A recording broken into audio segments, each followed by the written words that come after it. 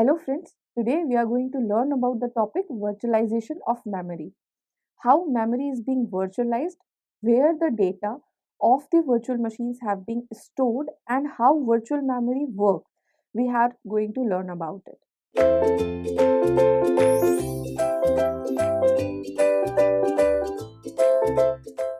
Virtualization of memory.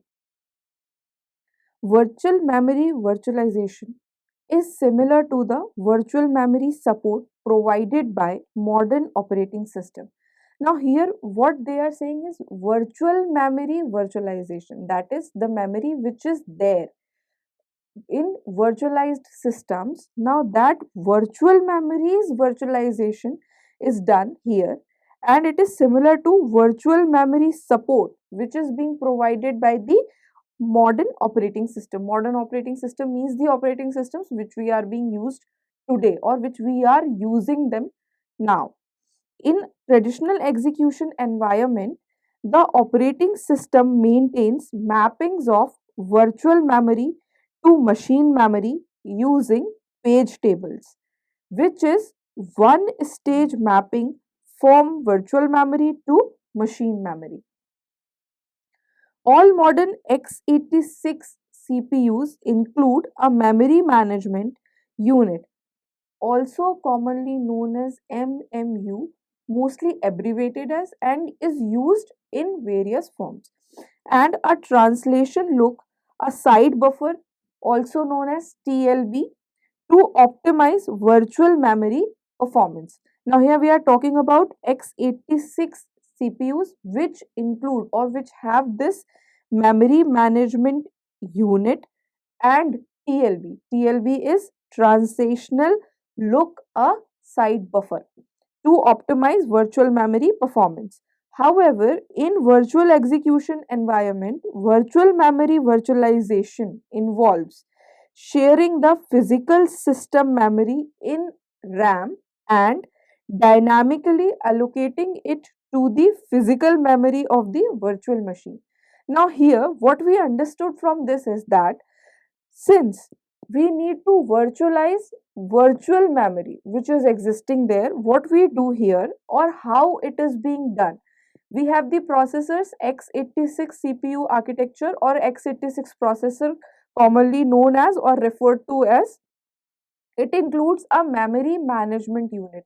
What does this memory management unit do? It has or it optimize the particular virtual memory which is present there, and by optimizing it, it increases its performances.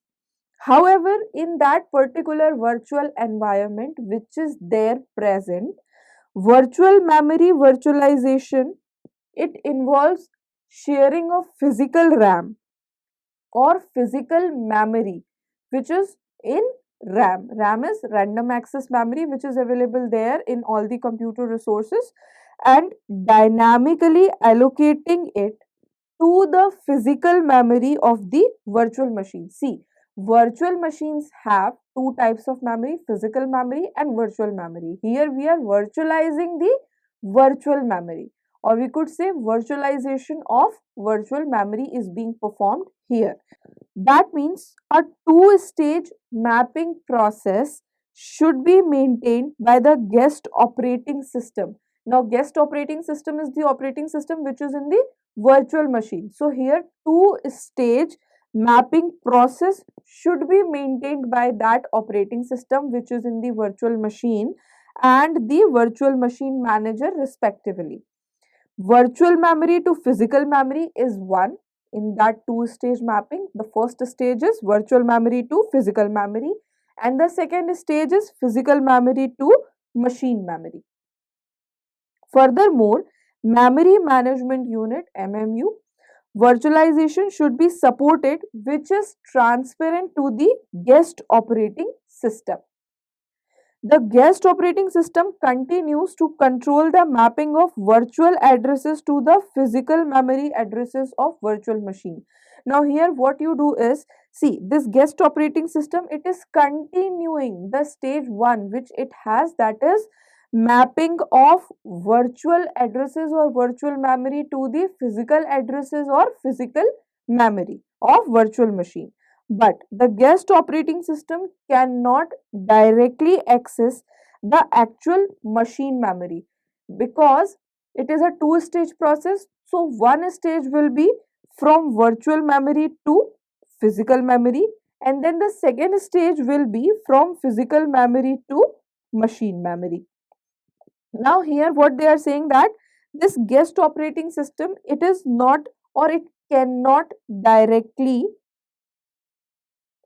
it cannot directly access this particular machine memory. So what do they do? Then this virtual machine manager is responsible for mapping what? Mapping the guest physical memory to the actual machine memory.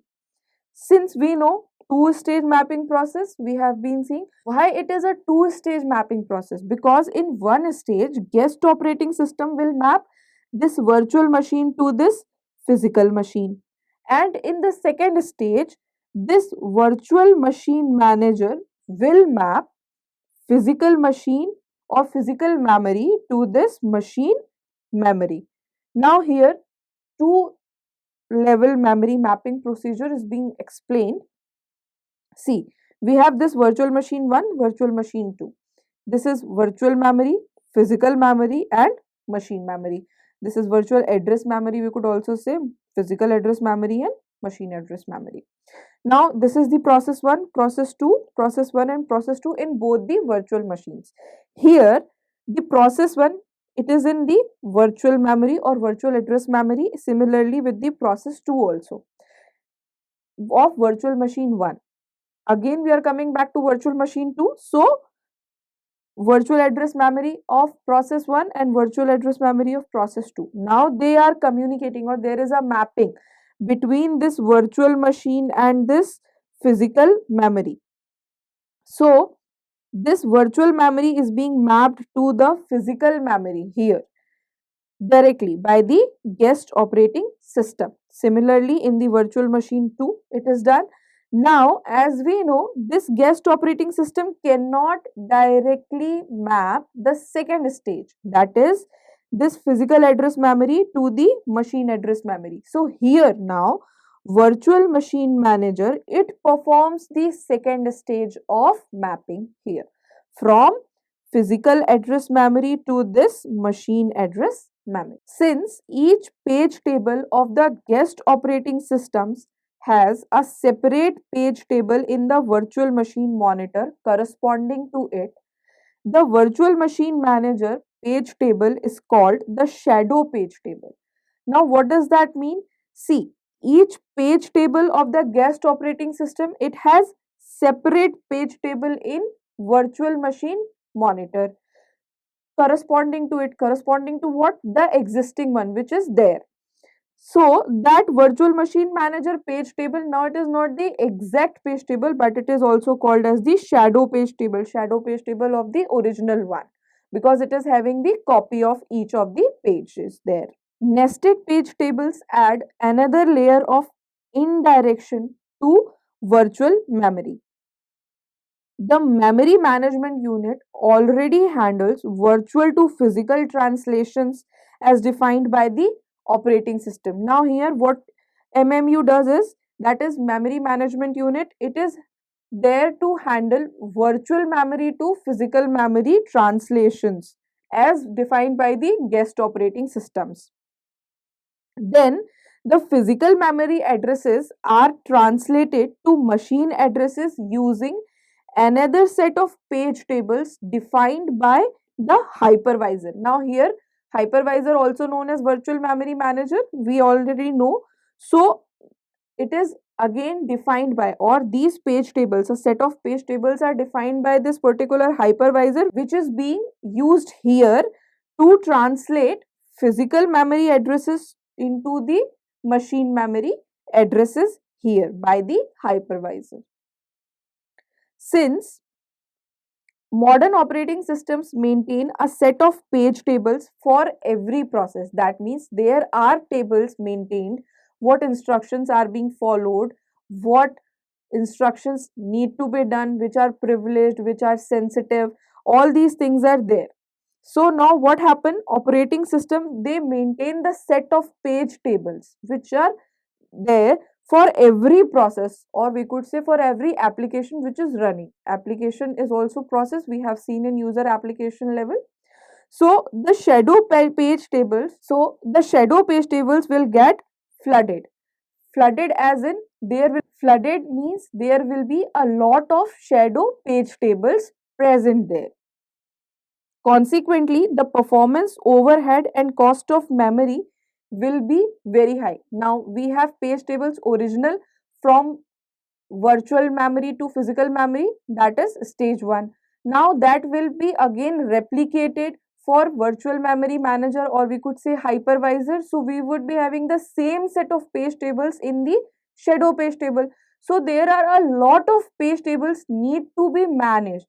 As there are more instructions, there will be more page tables. So shadow page tables will be flooded. Thus it will cost in, or it will have the consequences in performance overhead and also the cost of the memory, because memory needs to maintain all those page tables. So it will be very high. Consequently, the performance overhead and cost of memory will be very high. Why it will be very high? Because since we have many instructions, so we already have a lot of page tables from virtual memory to main memory, that is stage 1 mapping. So we already have those page tables there. Now these page tables will have the shadow page tables for virtual memory manager, thus increasing this performance overhead and the cost of management or memory for shadow page tables there. Now VMware uses shadow page tables to perform virtual memory to machine memory address translation.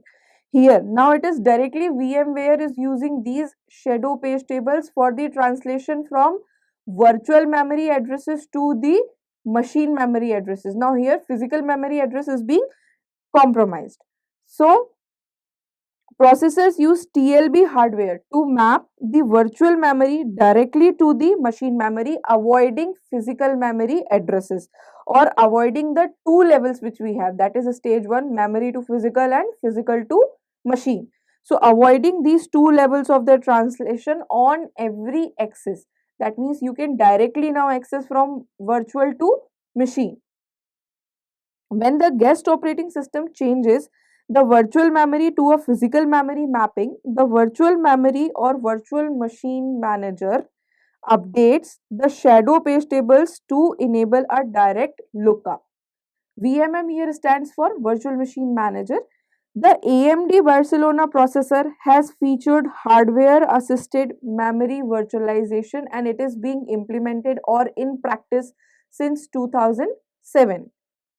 It provides hardware assistance to the two-stage address translation in a virtual execution environment by using a technology called nested paging. That means which is there. Nested, that means one level, and in that one level there is another one level. Then in that one level again there is another one level. So that is nested page tables. Since the efficiency of the software shadow page table technique was too low, because there will be a lot of page table and shadow page tables to be maintained for the translation from virtual to machine memory. So technique, it was, that means the speed was too low. Intel developed a hardware based EPT technique to improve it, as illustrated in that figure below. We'll learn about that figure recently. In addition, Intel offers a virtual processor ID, that is VPID, to improve use of the TLB. Therefore, the performance of the memory virtualization is greatly improved then. In figure, the page tables of the guest operating systems and EPT are all 4 level. Now, this is the particular diagram. It has two virtual machines, virtual machine 1, virtual machine 2 processes in both the virtual machine. Then it has this virtual address memory, physical address memory and machine address memory, and this is the complete way in which it communicates. When a virtual address needs to be translated, the CPU will first look for the L4 page table pointed to the guest CR3. Since the address in the guest CR3 is a physical address in the guest operating system, that means now here this address, it is a physical address in guest operating system. So the CPU needs to convert the guest CR3 GPA, that means physical address, guest physical address, to the host physical address. It uses EPT. In this procedure, the CPU will check EPT TLB. TLB is translation block, to see if the translation is there. If translation is there, then there is no required translation in EPT TLB. The CPU will look for it in the EPT. That means if TLB do not have its translation there present, then the CPU will again look into EPT to get its translation or the address for accessibility.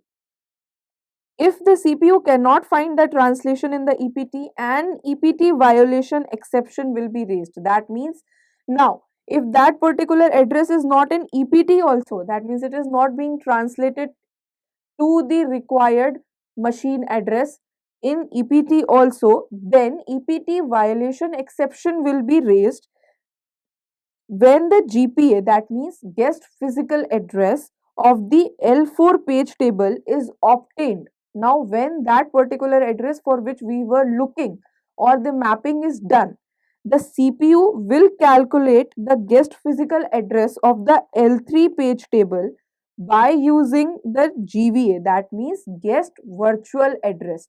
Now what it do is, see, we have these page tables.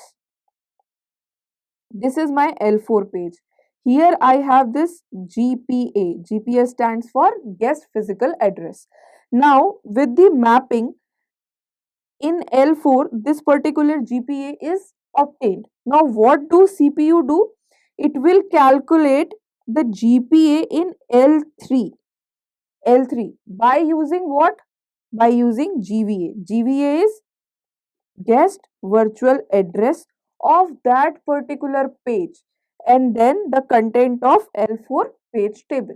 If the entry corresponding to GVA, that means guest virtual address, in the L4 page table is a page fault, that means that address is not found there or it is not redirecting to that particular address which is required or which is being asked, then there is a page fault. The CPU will generate a page fault interrupt and will let the guest operating system kernel. Now the CPU will not do anything, it will let its request to the guest operating system kernel handle the interrupt which is being raised. That means the page fault interrupt which is being generated here by CPU will be now handled by the guest operating system kernel. When the PGA of the L3 page table is obtained, that means page fault, the CPU will look for the EPT to get the HPA of the L3 page table as described earlier. That means host physical address. HPA stands for host physical address of the L3 page table which is being described earlier. To get the host physical address corresponding to the guest virtual address, the CPU needs to look for the EPT 5 times and each time the memory needs to be accessed 4 times. That means if there are 5 pages to be read or accessed, then the memory will be accessed 4 times, because at one time when it is there, the memory or the accessibility or CPU is already reading that particular page. Therefore, there are 20 memory accesses in the worst case, which is still very low. That means if we are going to or we are going for the worst case scenario, then in worst case also there will be 20 memory access, and since we moved to EPT due to the slow speed of the page tables, shadow page tables or flooding of shadow page tables, but still these 20 memory accesses is also very low. That means speed is quite low in the worst case. To overcome this shortcoming, Intel increased the size of EPTTLB to decrease the number of memory accesses.